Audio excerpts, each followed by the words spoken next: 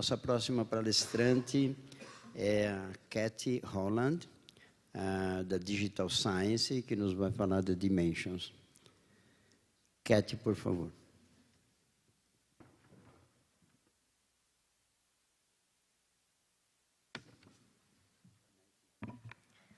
All right, thank you all for having me here today. I'm very excited to be here. It's been a little while since I've been in Brazil, and it's a great country. I love it. I just wanted to quickly introduce myself. My name is Cathy Holland. I'm a business development manager of digital science, and I'm here today to talk about these kind of three topics: interoperability, visibility, and credibility through the lens of dimensions. And just as kind of a quick agenda and overview, this is kind of the points that I'm going to talk about throughout this presentation. I'm going to try to keep things relatively short and concise and, maybe even get us back a little bit of time. And so the first, kind of as we go into this is thinking about, are we all on the same page? And let's see. Something I've thought about in terms of kind of each of these topics is what is the exact definition and what do they mean? Because, throughout this whole conference, I've heard a lot of people talk about a lot of different things. But I think in general, what I have found within life, within an organization, is people can be talking about a topic or a subject area and not be on the same page and actually be talking about completely different things. So I think as a community, if there are goals that you want to achieve, just something to keep in mind is, are we all talking about the same thing when we're talking about these three topics? And so I've just kind of gone through the definition of each, in I think 3 different languages. Hopefully my spelling is not terrible. And so now, kind of moving forward, we're going to look at each of these 3 topics within the lens of dimensions. And so before I get into this, I want to tell you a little bit more about dimensions. It's fairly new on the scene. We launched in January this year, I think on the 15th. And what is Dimensions? Dimensions, brought to you by Digital Science, is a networked research knowledge system. So what does that mean? It means not only do we collect citation data, but we collect many, many, many other data points, from kind of the grants data at the beginning to policy data and altmetrics at the end. And so it gives you kind of the full research story as, kind of research goes through its life cycle. What makes it different? So really one of the things that kind of sets us apart, and there are a couple of things, but I don't want to go into too much detail, is the fact that we're doing a full text index of grants, publications, policy, citations, patents. And so that really allows us to build a very solid network of linkages to show how each data point is connected.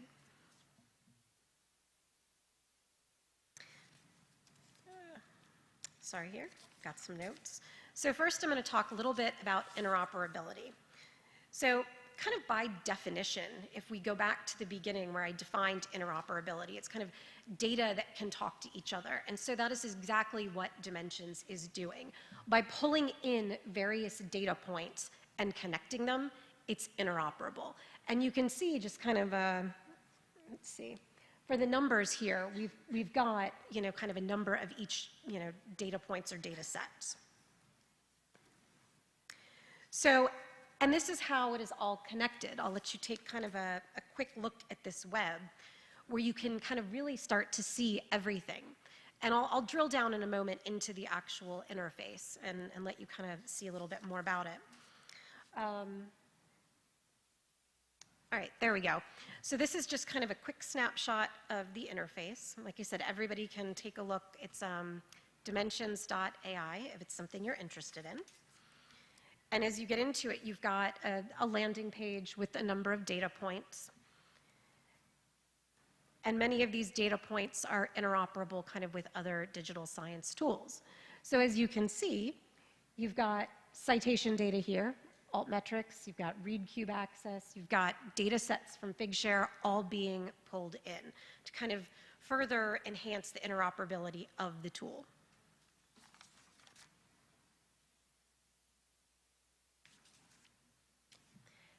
And again, as you drill down into this data, it shows you, the linkages. And that's one thing we talk a lot about is for an article, you can actually see, okay, how is this article connected to patents, connected to citations, connected to policy? How is it referenced?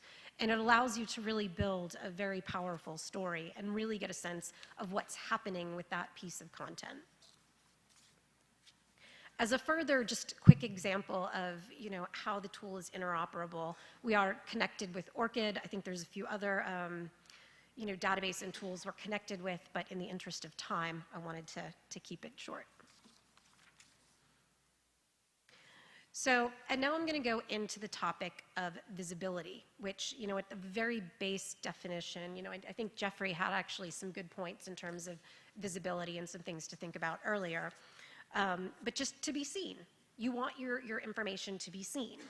So when we launched Dimensions on the 15th of January, this was the statement. So it's at its base a discovery platform for researchers. And due to all the linkages and the deep indexing, you can really kind of surface content in a way that you haven't been able to before. The other important thing to note is that SciELO content has all been indexed in Dimensions. So anybody wanting to know, kind of what's going on with your journal, you can go into the interface and search. There was a nice gentleman I spoke with earlier this week where we took a look at his education journal and some of the things that were happening with that. And, just to give you a sense of how you can search for your title, you go to filter by what we call source title, and you can start to see the information here in terms of what's happening.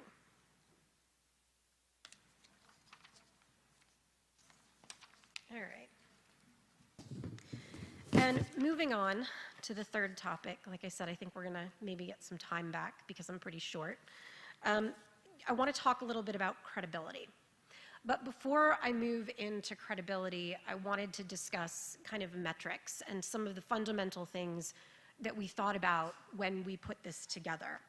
And, not to be redundant and read the slide, but I think it is very powerful, the message, is that we don't want to kind of impose metrics.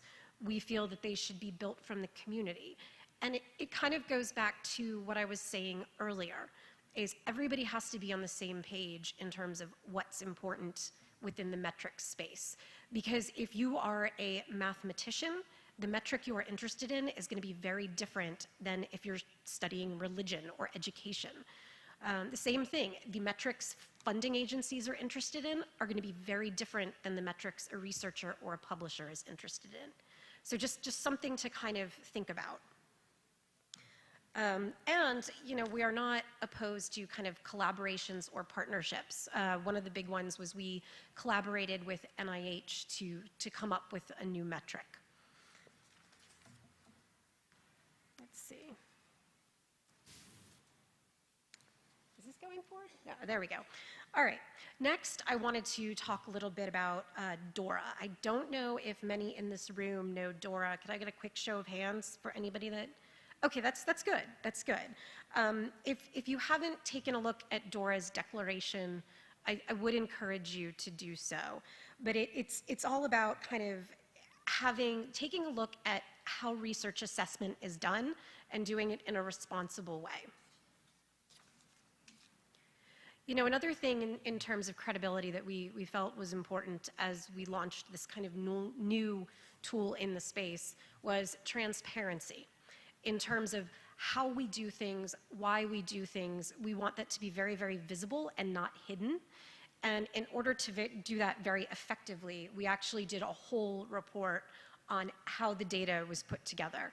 So if you're interested, I would encourage you to take a look at that report as well. It sits on a couple of different sites. So, in terms of credibility, I think, digital science, as well as others in the space, they've been around for a little while. They're reputable companies. They know their data. They know what they're doing. But I think for us, from where we sit, one of the big things is when you start to see your information, your metrics being used and pulled into places. And so I just wanted to highlight a couple of different areas where we got that. This was one of the first. This is a page from the University of Zurich. And what they did was they actually put all information up here, where you can see dimensions, Web of Science, Scopus, and you can see everything. And you can start to kind of compare and see that, these pieces of data are not very far off. They're definitely kind of in a similar space. So another one was kind of when the community in general starts to evaluate your tool and talk about it. It's quite fascinating to see what people say.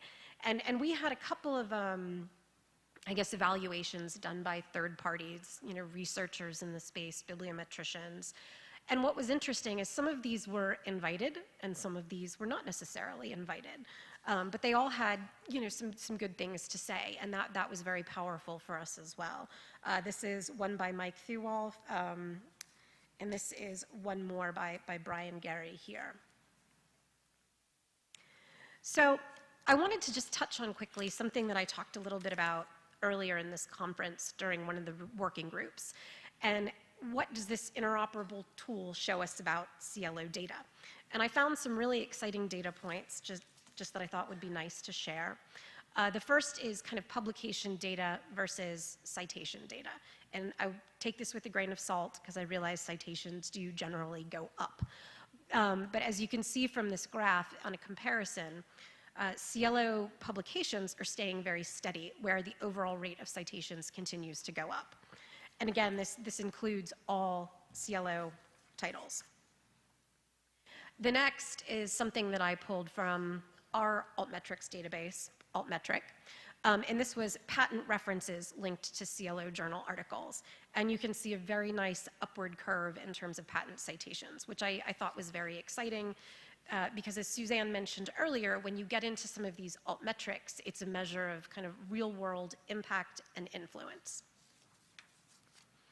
And the third that I looked at, which I also feel is very important for that kind of real-world influence, especially maybe in the area of healthcare or education, is policy references. And you can see the same thing where there's a nice kind of rise in where SciELO content is being referenced in public policy. And all of this data, is generally, you can drill down and actually see the reference, which is another part of kind of the transparency of some of our tools. And I think, that kind of wraps things up. I did want to, again, encourage you to take a look. There is a lot of data that is freely available without even having to register if you go to the dimensions.ai platform. I think, I know personally I don't love registering for things, so they figured that they would lower that barrier to entry, but it allows you to kind of take a look, poke around, see your title without having any sort of commitment. And I think that's all in terms of those three topics through the lens of dimensions. So I will say thank you very much and wrap things up. Thank you, Cathy. Obrigado a Cathy, que nos deu uma visão dessa nova base Dimensions.